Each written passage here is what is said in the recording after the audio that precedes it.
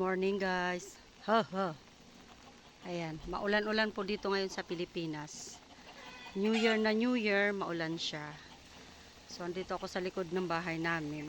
May isang puno dito na. Isa lang siya na puno ng kalamansi, pero kung makikita nyo guys, so ang dami niyang bunga. Kaya kakalbuhan ko siya ngayon. Diba?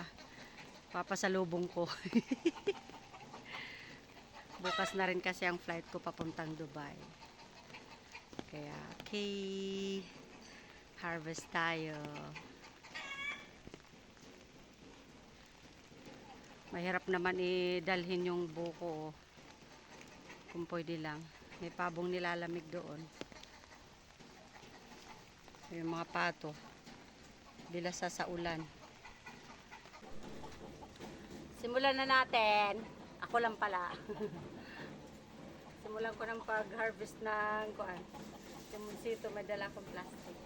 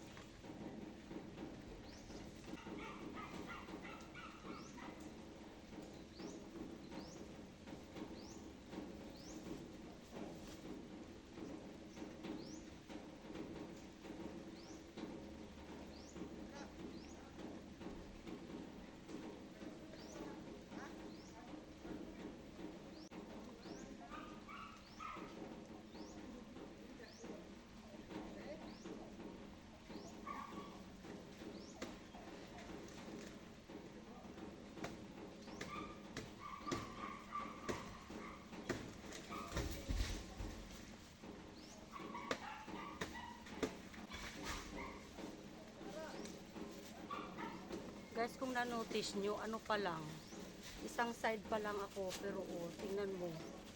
Yun, dami na niya. So, magiging bagahe ko, baka kalamansi lang. Ano? Oh, isang kilo na to. Diba? Isang side pa lang. Kaya marami ako madadalang kalamansi. Tuloy ko na. Busin ko na.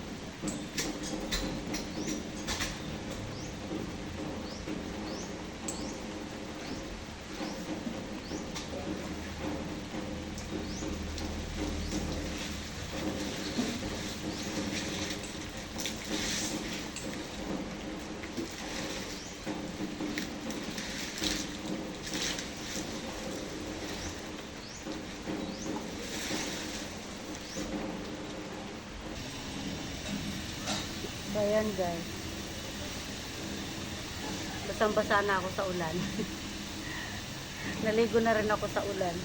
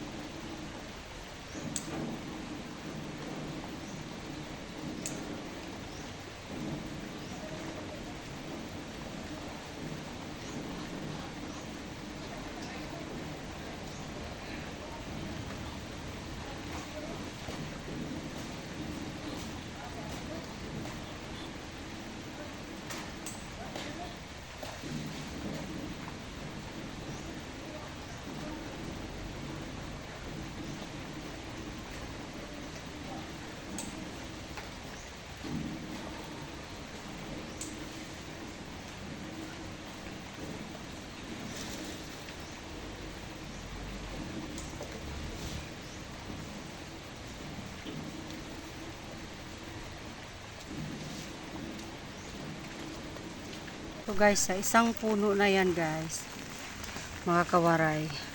Ang daming hinugo, hindi ko na kinuha yung inog, wala na masyadong juice yan. So sa isang punong maliit na yan, ayan po siya. Yeah, siguro mga magfa 5 kg yung nakuha ko. Ayan siya guys, ang dami. Halos mapuno yung plastic. Yeah. Ha.